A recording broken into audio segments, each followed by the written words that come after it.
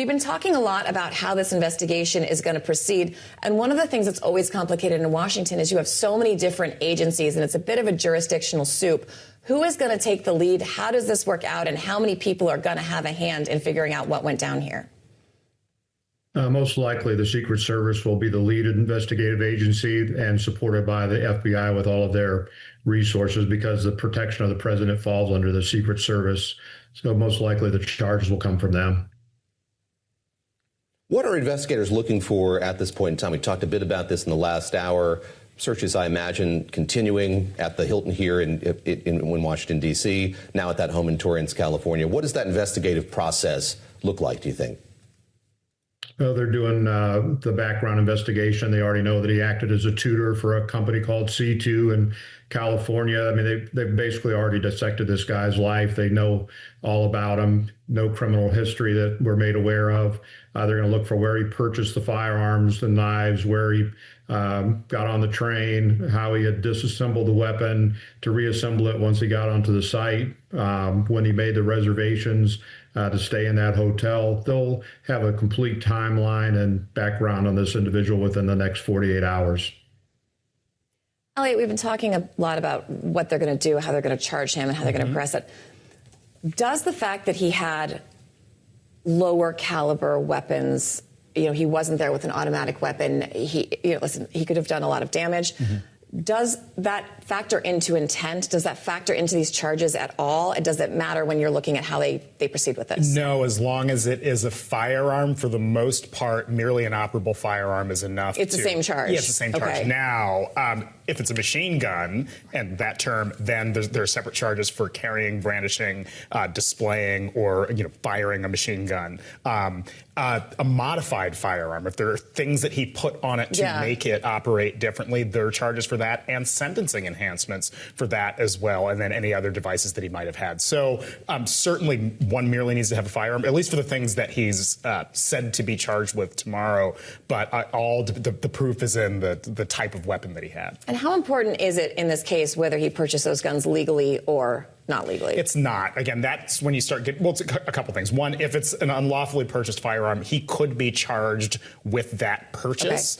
Okay. And again, there's a difference between convicting someone of a crime and sentencing them for it. All of these things can come in at sentencing. It's much more of a free-for-all to bump someone's sentence up if you find that he stole the firearm, illegally manipulated the serial number on it or whatever else. All those things might factor in.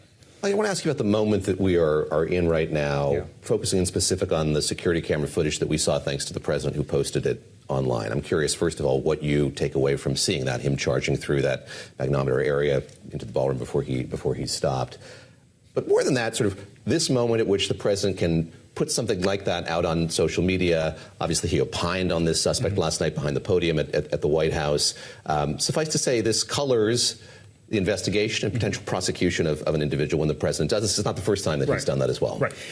I cringe and cringed whenever anyone who is not the FBI or the Secret Service releases anything that could be evidence, right? Because, number one, at the time it was released, perhaps it had been vetted, perhaps it had been cleared by law enforcement, but it's potentially evidence in an active and open criminal investigation. It was so early. I mean, we've all covered these cases, and usually you're waiting and waiting and waiting for some form of video. It's days, sometimes weeks before you get something like that. And I want to be clear, whatever we saw there is horrible. It was potentially unsafe to the president, many members of the cabinet, and many members of the public. However, as of right now, no one is charged with a crime. There's any, I think we all have a great sense as to who the person who's charged with the crime will be, but it's incredibly risky to start putting out images or surveillance footage before any charges have come down, and even after, because then you're talking about how do you affect the jury pool. If you want this guy to get convicted, you want the investigation to be as clean as possible, and that also means releasing as little information to the public as possible before he goes to trial. Roy, sorry, go ahead. You go ahead. That's okay. Roy, when you look at that video, and David can jump in with his question as well, I'm wondering what you see as someone with a lot of experience at different levels of law enforcement, if you see any tactical errors, if you see any holes in that checkpoint, because it seems like he was able to penetrate that initial line fairly quickly. Now, they did get him to the ground, but why was he able to get through that in the first place? He surprised the officer that was on the post there that we see in the video that was released.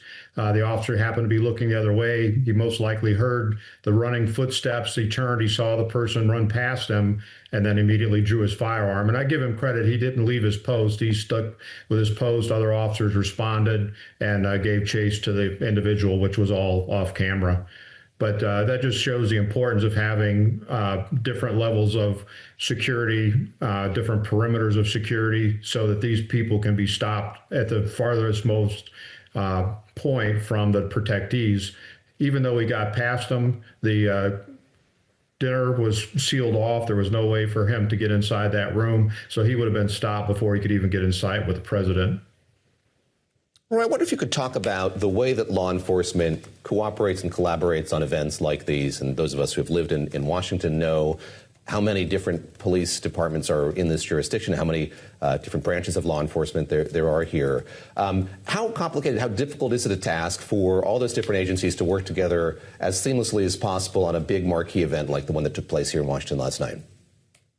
It's difficult. I planned one big event when I was in that area for General Clapper when he retired from the National Geospatial Intelligence Agency, and the entire the president, the cabinet, everyone, all the top military leaders were supposed to attend, and we started that planning a year out, and we had monthly meetings so that we could, coordinate and liaise with each other, establish communications, points of contact, specific duties. But it is a long process, and it starts early. And like I said, mine was a year out with monthly interaction with the involved agencies.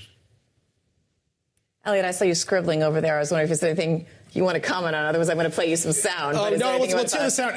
The scribbling is how I stay following. Everybody has their tactics and techniques for being up. No, I'm agreeing with everything he's saying. And quite frankly, to the point, something like 24 law enforcement entities in Washington, D.C. I've worked with the U.S. Attorney's Office and ICE and the Justice Department. And quite frankly, often they are at odds over who gets to handle the case, who gets to proceed with it. And so, yes, I know they're doing their best, but there's long history between all these agencies. Yeah. Also, it's not supposed to be political, but we know that this is Washington. And I'm wondering, when it comes to, I know it's early yet, but when it comes to potential charges he's facing, whether it's federal, whether it's local, if there could be pressure or influence from the White House to elevate those charges or to charge him in a way that, like, how amenable or subjected how does that happen? Absolutely. And this is a very important question to ask in this moment. And I will note that this is other people's reporting.